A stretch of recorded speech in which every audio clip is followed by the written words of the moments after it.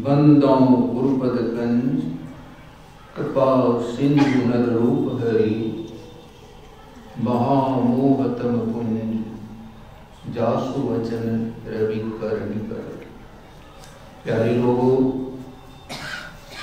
आज इस पंडाल में आते समय देखा कि बिजली की लाइन गुम होने के कारण पंडाल में अंधकार है। ईश्वर की बड़ी कृपा हुई कि प्रकाश हो गया। पूज्यपाद महर्षि जी के पंडाल पहुंचने के पूर्व बिजली गुम हो गई थी, पंडाल में अंधकार छाया हुआ था। जो ही वे मंच पर पदार्पण करते हैं कि बिजली तुरंत आ गई और प्रकाश हो गया। यह संपादक लिख रहे हैं। अब गुरु महाराज इसी तरह देखिए, प्रकाश में रहते हुए भी आंख बंद कर लीजिए, प्रत्येक के अंदर अंधकार होगा। अंदर के अंधकार को बाहर का प्रकाश दूर नहीं करता। अंधकार के अंधकार को दूर करने के लिए भी यत्न है। मैं जब अभी नहीं आया था तो देखा कि अंधकार है। आपस में देखा देखी नहीं हो सकी, परंतु कुछ बोलचाल अंधकार को भी नहीं मानता है और शब्द सुनाई देता है। ईश्वर की कृपा से प्रकाश हुआ है। अंदर में भी ईश्वर की कृपा हो। कृपा भाजन पर कृपा अवश्य होती है। हम कृपा भाजन बनेंगे तो हमारे अंदर में भी प्रकाश होगा। कृपा भाजन तब तक हम नहीं बनेंगे जब तक हमारे दिल में ईश्वर के पाने का शौक अधिक न हो। अंतर प्रकाश पाने के लिए गुरु की युक्ति प्राप्त कर उसका अभ्यास करो, प्रकाश भी अवश्य मिलेगा। जैसे अंधकार में भी शब्द काम करता है, उसी प्रकार प्रकाश में भी शब्द काम करता है। हमारे अंदर में प्रकाश हो, अंधकार छूटे। यूं तो अंधकार में शब्द पा सकते हैं और प्रकाश में भी पा सकते हैं, लेकिन जो शब्द प्रकाश में पा सकते हैं वह अंधकार के शब्द से विशेष आकर्षक होगा। जब तक वृत्ति अंधकार में रहती है तब तक प्रकाश का शब्द उसके लिए बंद रहता है।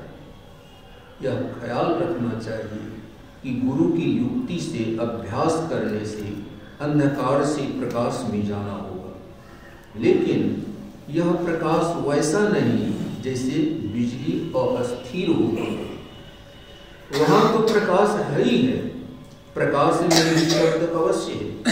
कहना चाहिए कि पहले ज्योति जगानी है। दृष्टि योग के अभ्यास से ज्योति जग सकती है। दृष्टि योग आंख योग नहीं, डीम योग नहीं, पुतली योग नहीं, बल्कि पुतली में जो ज्योति है उसको बोलना है। शब्द उस ज्योति के अंदर का बहुत परिष्कृत होगा। यही शास्त्र प्रमाण है। मेरा यह अनुमान है कि प्रकाश का शब्द अत्यंत परिष्कृत होगा, गलत नहीं हो सकता। और संतों ने जो सूरत शब्द योग और दृष्टि योग का साधन बताया है, उसमें पहले दृष्टि योग फिर शब्द योग बताया है। पहले प्रकाश को पाओ, फिर विविध शब्दों को पकड़ो। गुरु की युक्ति से प्रकाश में शब्द को पकड़ो। शब्द ही शब्द का पीर है। शब्द शब्द बहु अंतराल, शब्द सार का सीर, शब्द शब्द का खोजना, शब्द शब्द का पीर। कबीर साहब। इसलिए कहता हूं कि बहुत प्रकार का शब्द है। एक प्रकार का शब्द पकड़ो तो दूसरे प्रकार का शब्द होता है। दूसरे प्रकार का शब्द पकड़ो तो तीसरे प्रकार का शब्द होता है। तीसरे प्रकार का शब्द पकड़ो तो चौथे प्रकार का शब्द होता है। चौथे प्रकार का शब्द पकड़ो तो पांचवें प्रकार का शब्द होता है। फिर वह शब्द ऐसा है कि अकह जो कहने में नहीं आती। ऐसे तत्व को पाकर संत लोग सुखी होते हैं। संत लोग वे ही होते हैं जो शांति पाते हैं। शांति वे ही पाते हैं जो अकह शब्द को पाते हैं। उनके लिए अकह शब्द पाना कठिन नहीं है। सब भाई अपने अपने घर जाकर सत्संग करके प्रकाश में जाने की खोज गुरु के द्वारा करें। जब तक बाल बच्चे को ज्ञान आवे तब तक वे सत्संग भी करें और विद्या भी सीखें। फिर उम्र बढ़ जाने पर, विद्या प्राप्त कर लेने पर अपने रोजगार को करते हुए सत्संग और थोड़ा थोड़ा प्रातः और सायंकाल संध्या भी करें, अथवा जिसको विशेष समय रहे त्रैकाल संध्या करें। नहीं तो कम से कम प्रातः और सायं 2 काल तो अवश्य करें। संत चरणदास जी ने कहा है, दिन को हरि सुमिरन करो, रैन जाग कर ध्यान, भूख राखी भोजन करो, तज सोवन को बान। 4 पहर नहीं जग सके, आधी रात सुन जाग, ध्यान करो जब ही करो, भजन करण को लाभ। जो नहीं सरधा 2 पहर, पिछले पहरे चेत, उठ बैठो रट न रटो, प्रभु सुन लाभ होंगे। जागे न पिछले पहर, करे न गुरु मत जाग, मुंह फाड़े सोवत रहे, ताकू लागे पाप। क्या पाप लगेगा? आलसी होने का और भजन नहीं करने का, जप नहीं करने का। क्या पाप लगेगा? गुरु महाराज कहते हैं, प्रश्न करते हैं, क्या पाप लगेगा? तो आलसी होने का और भजन नहीं करने का, जप नहीं करने का। अब हम सब लोगों के सत्संग का यह आखिरी समय है। सबको घर जाना है। जिनको रात में जाना है वे रात में जाएंगे, और जिनको दिन में जाना है वे दिन में जाएंगे। यहाँ जो शिक्षा संतवाणी के अनुकूल मिली है, उसको स्मरण करते रहने से बाहर संसार में भी लाभ होगा और अंतर साधना में भी लाभ होगा। मेरे शरीर में जो व्याधियां हैं उसका आक्रमण सहते हुए यहाँ हम आए हैं।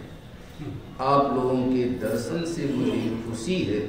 यदि आप लोग मुझे देखकर शायद खुश होते हैं, यह खुशी यदि आपको होती है तो मेरे कहे अनुकूल अपने अपने घरों में जाकर साधन भजन करें। साधन भजनहीन एक दिन भी नहीं रहे। प्रातः, सायं और जिनको समय है दोपहर में भी भजन करें। मुझे यही कहने की इच्छा होती है कि हम लोग जहाँ तहाँ से यहाँ आकर आपस में मिलकर ईश्वर की कृपा से जो सत्संग किए हैं, अपने अपने घर जाकर भी सत्संग करें। अभी जैसे पांडाल में हम लोग अंधकार के बाद प्रकाश पाए हैं, उसी तरह अंदर में भी अंधकार के बाद प्रकाश पाने का अभ्यास करें। प्रकाश के बाद शब्द का भी भजन करें। अनुभवी संत लोग कहते हैं कि शब्द है, मैं भी कहता हूँ कि शब्द है। अनुभवी की बात भी माननी पड़ती है। जब हम बच्चे थे तब पढ़ाया जाता था कि यह अक्षर फला है, विद्यालय में पढ़ते थे। बचपन में यह बात नहीं थी कि यह अ क्यों, वह क क्यों। जो पढ़ाया गया पढ़ा, लेकिन निष्फल नहीं हुआ। पढ़ते पढ़ते विशेष पढ़े तब तर्क करने का मौका मिला है।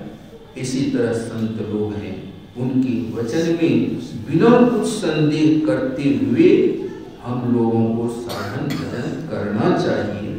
संतों का वचन अस्थिर है।